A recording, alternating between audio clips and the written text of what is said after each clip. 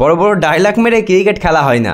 বাংলাদেশের নাজমুল হোসেন শান্ত অনেক বড় ডায়লগ মেরেছিল, আমরা চ্যাম্পিয়ন হব, প্রথমেই বাড়ি গিয়েছে।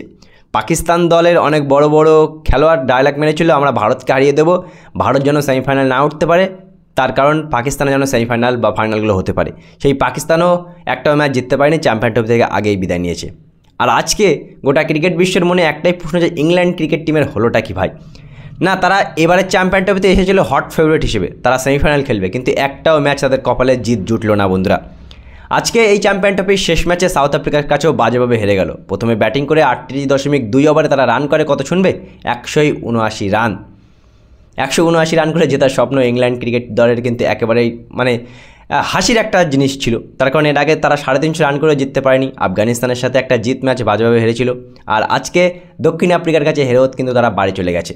আর এর সাথে সাথেই বন্ধুরা, চ্যাম্পিয়ন ট্রফি 2025-এর 4টি সেমিফাইনালিস্ট আমরা পেয়ে গেলাম। গ্রুপ এ থেকে ভারত নিউজিল্যান্ড, গ্রুপ বি থেকে সাউথ আফ্রিকা এবং অস্ট্রেলিয়া। ঠিক 2023 ওয়ানডে বিশ্বকাপের মতনই কিন্তু বন্ধুরা এগোচ্ছে। তার কারণ 2023 ওয়ানডে বিশ্বকাপে এই 4টি টিমই সেমিফাইনাল খেলেছিল, আর এবার চ্যাম্পিয়ন ট্রফিতে কিন্তু এই 4টি টিমই সেমিফাইনাল খেলবে। এখন যদি কালকে নিউজিল্যান্ডকে ভারত হারাতে পারে, তাহলে বন্ধুরা ভারত অস্ট্রেলিয়ার মধ্যে হবে সেমিফাইনাল। দেখা যাক এখন কালকে ভারতীয় দল কেমন করে খেলে।